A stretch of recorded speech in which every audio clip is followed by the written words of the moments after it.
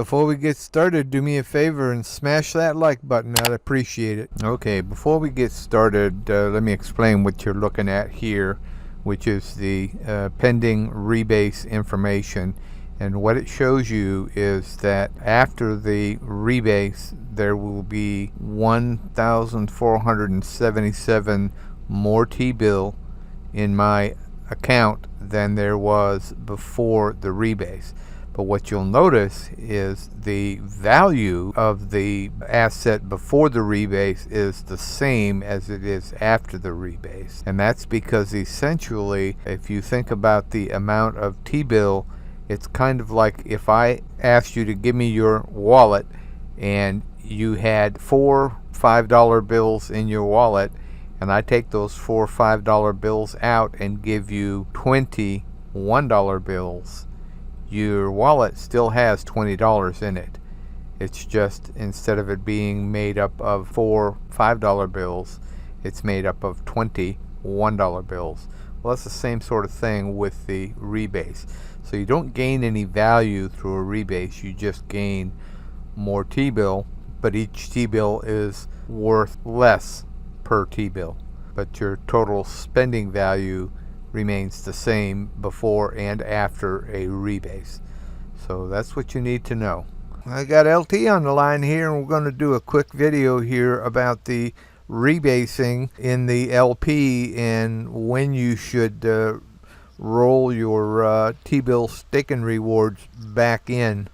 So take it away, LT. Well, Teddy, you and I were speaking about the joys of seeing an expansionary rebase and being and seeing our earnings come in, and then when do we take those earnings and put it back into the LP? That is, do we do it immediately, swap half of those earnings for T-bill, or T-fuel, excuse me, of our T-bill for T-fuel, and then roll that into the LP immediately, or do we wait until after the rebase if it's going to be an expansionary rebase? Well, the fact is you're going to get the same number of T-fuel either way. You're going to, because the price of T-bill has gone up, therefore creating an expansionary rebase, the number of T-fuel you're going to be able to purchase is going to seem to be a greater number than if you wait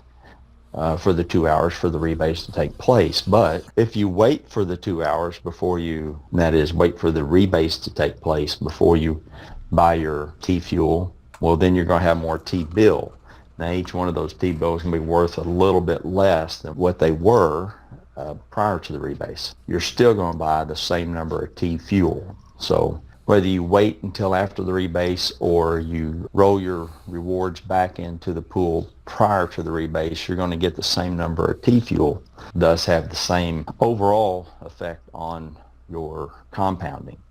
Last night I decided I wanted to wait, and so I just allowed my T-bill to set in my wallet until after the rebase. And what you'll notice if you do that is you'll have more T-bill in your wallet, and then swap for T-fuel, and then add that to the liquidity pool.